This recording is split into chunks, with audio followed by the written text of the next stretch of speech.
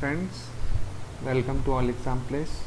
इस वीडियो में आपको बताऊंगा उन स्टूडेंट्स के लिए जो अभी 12th में हैं, 11th में हैं या आईआईटी की प्रिपरेशन कर रहे हैं। तो आप केमिस्ट्री की प्रिपरेशन कैसे करें आईआईटी के लिए, और ये वीडियो जो बना रहा हूँ मैं 11th और 12th के लिए भी लागू होगा कि आप 11th और 12th के लिए भी कैसे प्रिपरेशन करें केमिस्ट्री की।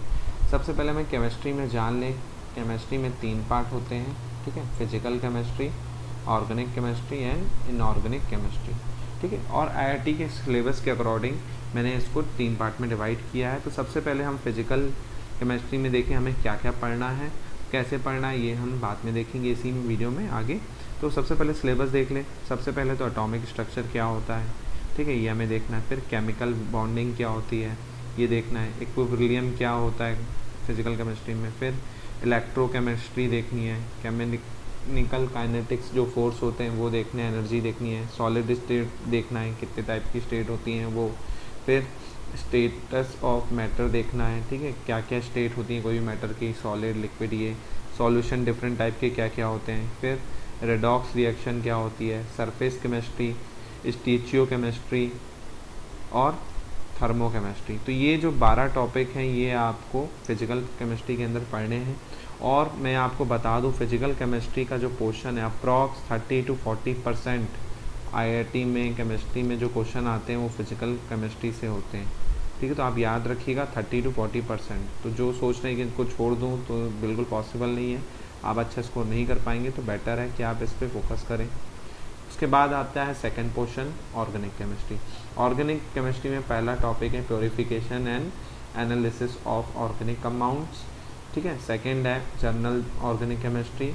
फिर हाइड्रोकार्बन के बारे में पढ़ेंगे, आइसोमेरिज्म पढ़ेंगे, एल्केलाइन हल्डियास एंड आर्केलाइन हल्डियास, ठीक है, अम्ल और क्षार जो होता है वो पढ़ेंगे, अल्कोहल के बारे में। फिर फेनॉल और ईथर्स के बारे में।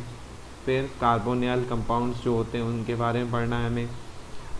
एमीन्स एंड नाइट्रोजन के जो कंपाउंड होते हैं वो पढ़ेंगे। बायोकेमिकल्स क्या क्या होते हैं वो। और एनवायरमेंटल केमिस्ट्री की एनवायरनमेंट पे क्या क्या इफेक्ट पड़ता है, ठीक है, तो उसके बारे में थोड़ा सा डिटेल में पढ़ना पड़ेगा। अब देखिए ये जो ऑर्गेनिक केमिस्ट्री है इसका भी 30 से 40% वेटेज होता है एग्जाम में।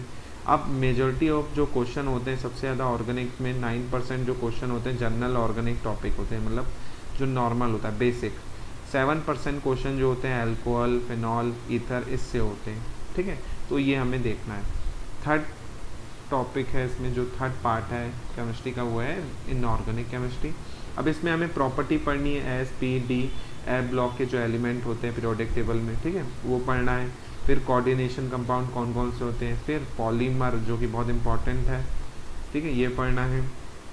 फिर general principle and process of isolation of elements, मतलब जितनी भी प्रोसेस होती है उनको आइसोलेशन करने की, उनको कुछ परफॉर्म करने की, वो।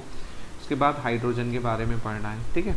तो ये हो गया। अब ये भी एग्ज़ाम में 25 to 30% वेटेज रखता है एग्ज़ाम में। और सबसे इजी अगर सेक्शन कहा जाए तो इनऑर्गेनिक केमिस्ट्री होती है। इसमें आपको ज़्यादा समझने की ज़रूरत नहीं है, थोड़ा सा आपने याद किया आपको बन जाता है, ठीक है।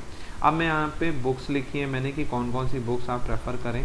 तो फिजिकल केमिस्ट्री की ओपी टंडन हो गई, न्यूमेरिकल केमिस्ट्री की पी बहादुर, ऑर्गेनिक केमिस्ट्री की मॉरिसन एंड बियॉन्ड, ठीक है। और साथ साथ में आप एनसीईआरटी की भी कर सकते हैं केमिस्ट्री, ठीक है, तो ये भी आप कर लें। अब ये तो बात हो गई सिलेबस की, ये सिलेबस था। अब पढ़ना कैसे है मैं अब आपको बताऊंगा, ठीक है। चलिए देखते हैं अब हमें पढ़ना कैसे है। चलिए तो सबसे पहले मैं आपको बता दूं आपको पढ़ना कैसे है। अब देखिए सबसे पहले पढ़ने के लिए आप तो पहले सिलेबस पता होना चाहिए जो मैंने आपको बता दिया। अब जैसे आपने फिजिकल केमिस्ट्री स्टार्ट की है तो आपको यूनिट्स के बारे में पता होना चाहिए। कन्वर्जन क्या होता है कि 1 लीटर में कितना होता है, 1000 मिलीलीटर होता है। तो ये आपको बेसिक नॉलेज होना चाहिए यूनिट्स का, ठीक है, तभी आप आगे फिजिकल केमिस्ट्री को स्टार्ट कर सकते हो। अब देखिए ये हो गया बेसिक यूनिट। फिर ऐसे ही टेम्परेचर का हो गया कि केल्विन को डिग्री में कैसे चेंज करेंगे, तो ये आपको आना चाहिए। बेसिक कुल मिला के आपको यूनिट्स के बारे में नॉलेज होना चाहिए, ठीक है। तो सबसे पहले जिनको कुछ नहीं आता तो सबसे पहले बेसिक पढ़ें, ठीक है। उसके बाद केमिकल इक्वेशंस, केमिकल इक्वेशंस क्या कैसे इसको सेटिस्फाई करते हैं, कैसे उसको वो करना है हमको लिखना है, ठीक है। तो ये आपको आना चाहिए, ये सबसे इम्पॉर्टेंट। और ये केवल प्रैक्टिस से होगा, तो प्रैक्टिस बहुत करनी पड़ेगी इसके लिए आपको, ठीक है, ये कीजिए। फिर थर्ड जो है वो हो गया अपना फिर स्टोइकियोमेट्री जो होती है हमारी, उसमें जो बेसिक होता है जैसे मोल की वैल्यू कितनी होती है ये आपको आना चाहिए, और हाइड्रोजन का मास कितना होता है ये आपको याद होना चाहिए। उसके बाद कैलकुलेट करने आपको आना चाहिए। तो ठीक है, ये चीज़ आपको आनी चाहिए। फिर हो गया, ये चीज़ बातें हो गई। अब कुछ जैसे ऑर्गेनिक केमिस्ट्री में हम चलें तो आपको एल्कलाइन क्या होता है, ठीक है, और हाइलाइट क्या होता है, एल्कोहल क्या होता है, एल्कोहल क्या होता है RCH होता है, OH होता है, ठीक है। तो ये आपको याद होने चाहिए, बेसिक जो एकदम होते हैं, ठीक है।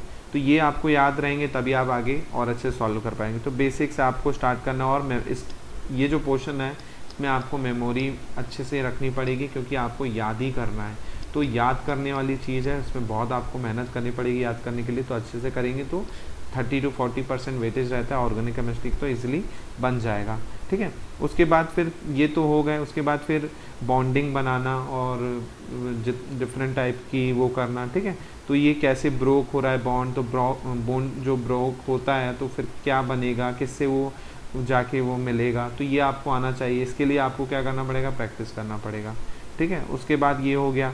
उसके बाद बहुत सारे आइसोमेरिज्म होते हैं मॉलिक्यूल, उनको पहचानना आना चाहिए, ठीक है, कि इसका मिरर क्या बनेगा, इसका वो क्या होगा, ठीक है। तो ये अपने को पता होना चाहिए, ठीक है। तो ये हो गया। उसके बाद जितना हो गया, उसके बाद सबसे इम्पॉर्टेंट, सबसे ज़्यादा इम्पॉर्टेंट पीरियोडिक टेबल आपको याद होनी चाहिए, ठीक है। कहाँ पे कौन सा एलिमेंट होता है, कौन सा ब्लॉक किसको शो करता है, ठीक है। ये अगर आपको आ गया तो आप इजीली केमिस्ट्री को कर दोगे, ठीक है। तो इसमें आपको जो भी है सबसे ज़्यादा डी ब्लॉक पे फोकस करना है, ठीक है। और यहाँ पे बाकी तो आप इजीली कर लेंगे। तो डी ब्लॉक जो रहता है टफ रहता है, उसके लिए आपको थोड़ी सी मेहनत करनी पड़ेगी, ठीक है। तो ये बात हो गई हमारी पढ़ने की, कि हमें पढ़ना कैसे है, ठीक है। अब ये हमने चला इतना, अब ये तो हो गया। अब पढ़ना कितना है, कैसे पढ़ना है और कब पढ़ना है। देखिए, अगर जो स्कूल में है तो आफ्टर आने के बाद 2 से 3 घंटे मिनिमम मैं बता रहा हूँ इसको आप दे सकते हैं। मैक्सिमम आप जितना पढ़ें उतना पढ़ें, और प्रैक्टिस बहुत ज़्यादा करनी है हमें। केमिस्ट्री भूल जाता है इंसान, ठीक है, खासकर ऑर्गेनिक केमिस्ट्री। तो आपको मेमोरी के लिए हमेशा उसे रिवाइज करते रहें ताकि वो लॉस ना हो, ठीक है। और फिजिकल केमिस्ट्री में न्यूमेरिकल रहेंगे तो उसके लिए आपको प्रैक्टिस करनी है बहुत ज़्यादा, ठीक है। और इनऑर्गेनिक में आपको याद करना पड़ेगा बहुत ज़्यादा, तो आप उसको अच्छे से याद कीजिए, ठीक है। तो ये चीज़ हुई, ठीक है। अब आपको ये समझ आ गया होगा मेरे ख्याल से। अब अगर ये वीडियो आपको अच्छा लगा हो तो प्लीज़ लाइक करें, शेयर करें और चैनल को सब्सक्राइब करें और भी ऐसे वीडियोस के लिए। और मैंने बुक्स आपके लिए लिखी है, तो मैं डिस्क्रिप्शन में आपको लिंक दे दूँगा, तो जैसे बुक्स लेनी हो तो आप नीचे लिंक से ले सकते हैं, और कोई डाउट हो तो आप कमेंट में पूछ सकते हैं, ठीक है। Thank you.